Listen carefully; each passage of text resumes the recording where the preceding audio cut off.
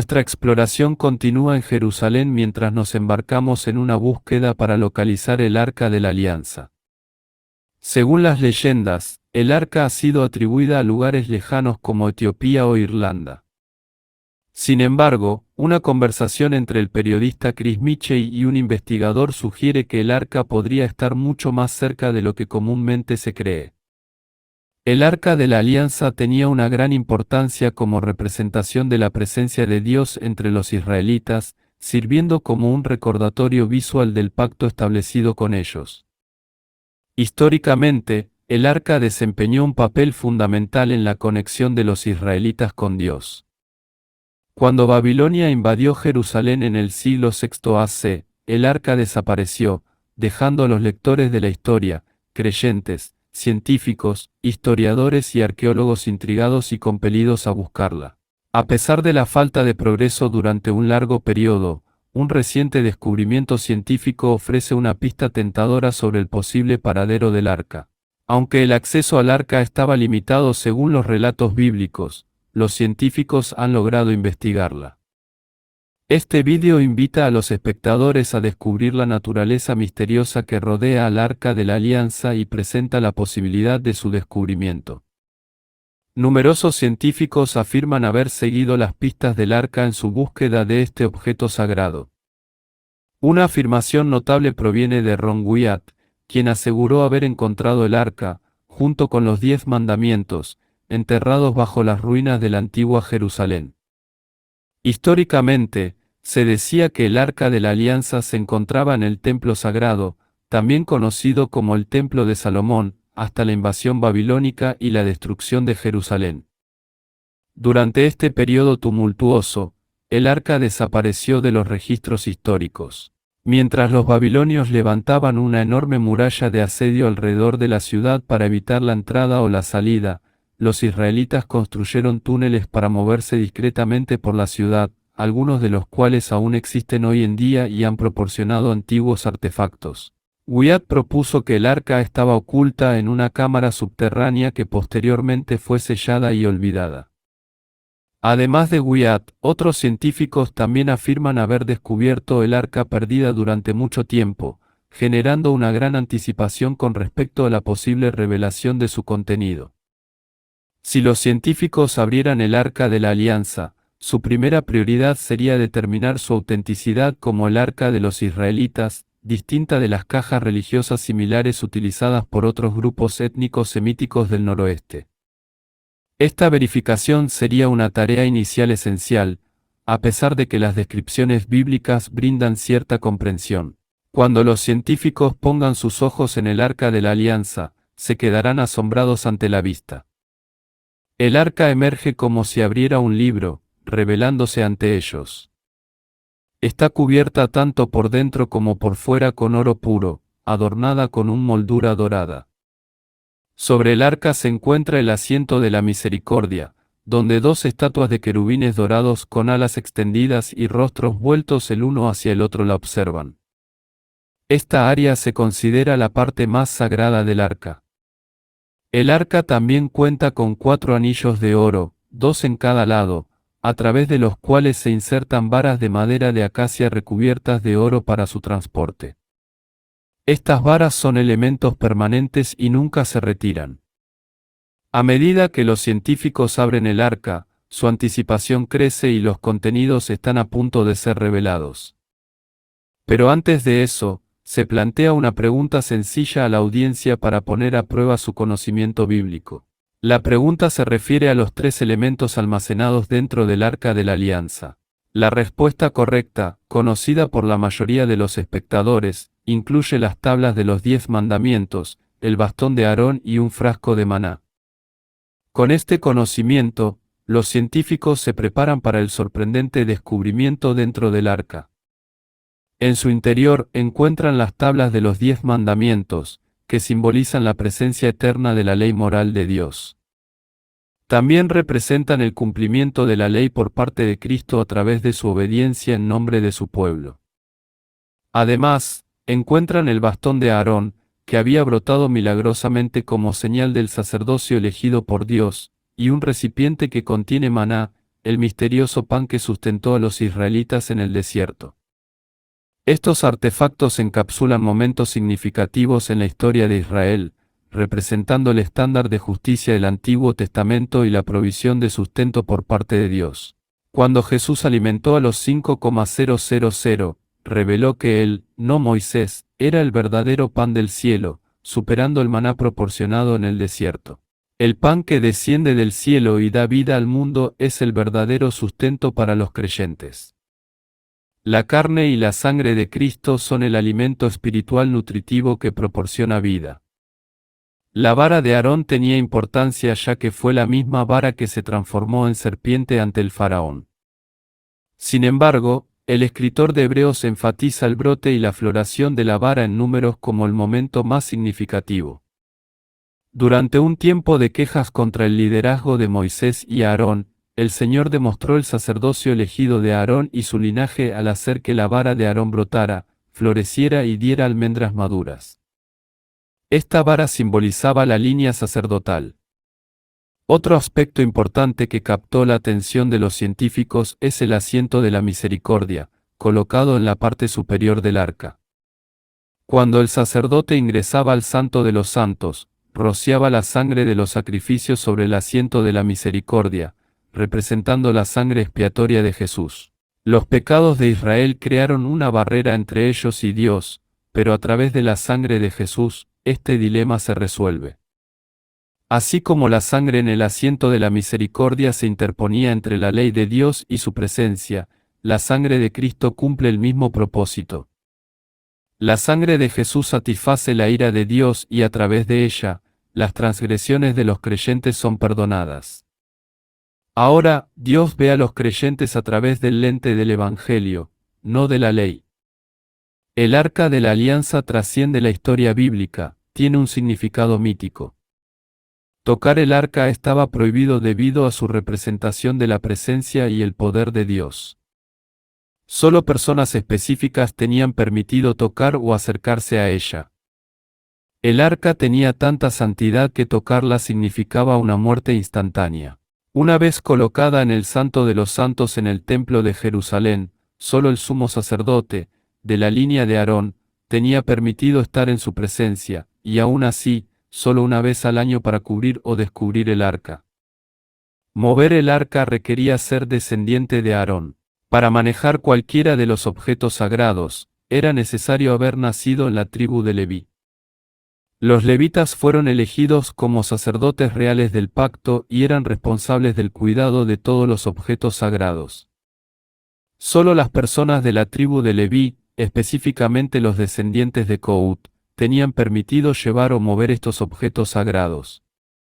Se requería una cobertura adecuada y el arca misma debía ser transportada en varas especiales, no en un carro. Cualquier manejo incorrecto o tocar estos objetos se consideraba irreverente y conllevaba la pena de muerte. Si alguien, como Usa, que no era descendiente de Aarón ni de la tribu de Coat, tocara el arca, no sobreviviría. Esto también se aplica a personas normales que no sean descendientes de levitas. Sin embargo, si es la voluntad de Dios, la situación puede ser diferente. Se cree que Dios eligió personas especiales para representar a su pueblo y ser testigos de la presencia del Arca de la Alianza, para luego transmitir sus experiencias a las generaciones futuras, infundiendo seguridad y confianza en la verdad. El Arca de la Alianza servía como una conexión espiritual entre Dios y su pueblo, y su accesibilidad para todos habría causado caos, lo cual no era la intención de Dios. Normalmente, solo a los levitas se les permitía tocar el arca, ya que no recibieron tierras como las otras tribus y eran mantenidos por los diezmos de los israelitas.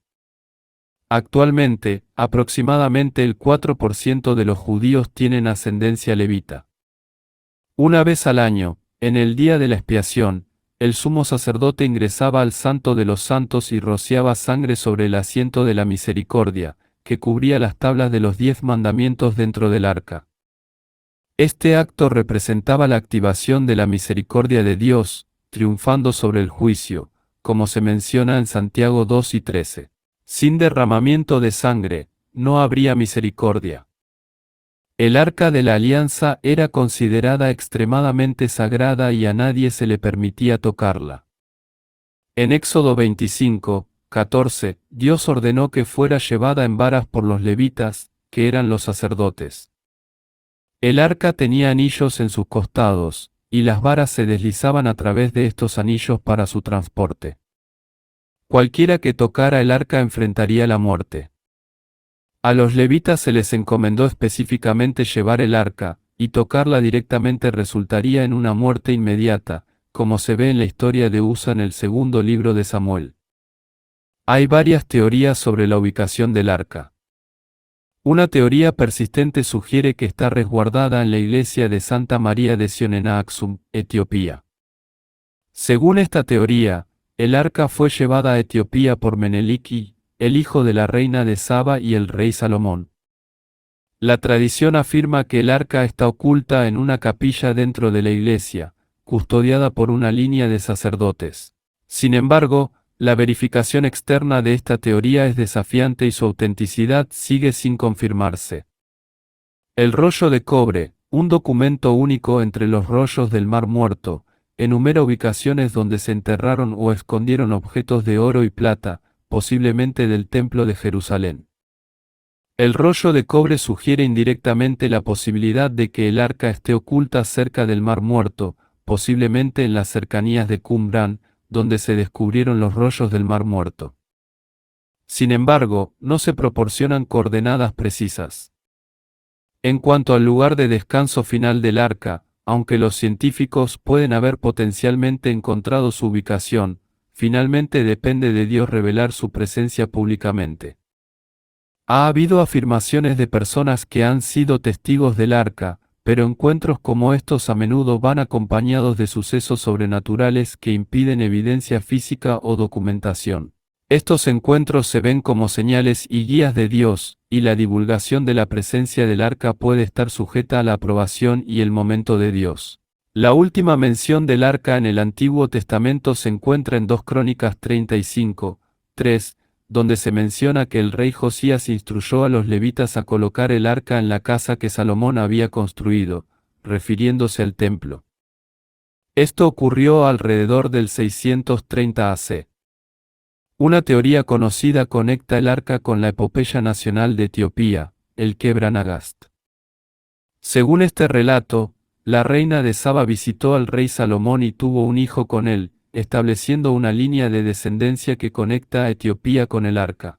En su viaje de regreso a su madre, Menelik, el hijo de la reina de Saba y el rey Salomón, regresó a Jerusalén una vez que alcanzó la edad adulta. Aunque Menelik decidió volver con su madre, Salomón envió un grupo de hijos judíos con él. Sin que Salomón y Menelik lo supieran, estos compañeros, descontentos por dejar Jerusalén, decidieron llevarse un recuerdo, que casualmente resultó ser el Arca de la Alianza. Cuando Salomón descubrió esto, ya era demasiado tarde para recuperar el sagrado objeto. Menelik llevó el arca consigo a la ciudad de Aum y con el arca a su lado, procedió a conquistar varios territorios circundantes, estableciendo lo que se convertiría en el imperio etíope. La historia de Menelik y el arca es una parte importante de la historia nacional de Etiopía, aunque muchos estudiosos ahora la consideran apócrifa. Los reyes medievales de Etiopía, pertenecientes a la dinastía salomónica, reclamaban descender directamente de Menelik y Salomón. Esta dinastía gobernó hasta 1974, y su conexión bíblica fue solidificada por el emperador Haile Selassie en las constituciones del país de 1931 y 1955. Además del gobierno etíope, la Iglesia Ortodoxa Tewahedo de Etiopía, la denominación religiosa más grande del país, considera que el Kebra Nagast es una historia cristiana legítima. Según los líderes de la Iglesia, el Arca de la Alianza ha sido cuidadosamente resguardada en Aksum, en la iglesia de Santa María de Sion. Ni siquiera el sumo sacerdote de Aksum puede ingresar a la cámara de descanso del arca. Su único custodio es un monje virgen que no puede abandonar los terrenos sagrados hasta su muerte. La influencia del arca se siente en todo el mundo ortodoxo etíope, con cada iglesia albergando su propio tabat, una réplica sagrada del arca. Estos tabat se mantienen en el Kest Kyusan, el santo de los santos, y solo se sacan durante festivales y en momentos de necesidad. Cada tabat es venerado como si fuera el arca misma. Sin embargo, la naturaleza de la supuesta custodia del arca en Aksum hace que sea imposible verificar la afirmación de propiedad de la Iglesia. La mayoría de los historiadores creen que, si el arca existió, la reliquia, con más de 3000 años de antigüedad, o bien se desintegró con el tiempo o fue destruida, pero esto sigue siendo especulación. El destino final del arca sigue siendo un misterio fascinante y tal vez irresoluble. El simbolismo del arca alcanzó su punto máximo en el día de la expiación, cuando la sangre del sacrificio se rociaba sobre el propiciatorio. La presencia de Dios aparecía, simbolizando la gloria celestial donde los ángeles están delante de su trono, alabándolo día y noche. También era una representación de la presencia restaurada de Dios a través de la resurrección de Cristo. Cuando María Magdalena llegó al sepulcro buscando el cuerpo de Jesús, encontró a dos ángeles, uno en la cabecera y otro en los pies donde Jesús había sido colocado. La resurrección de Cristo restauró la presencia de Dios para los creyentes. La redención traída por la resurrección de Cristo es un tema de gran interés incluso para los ángeles.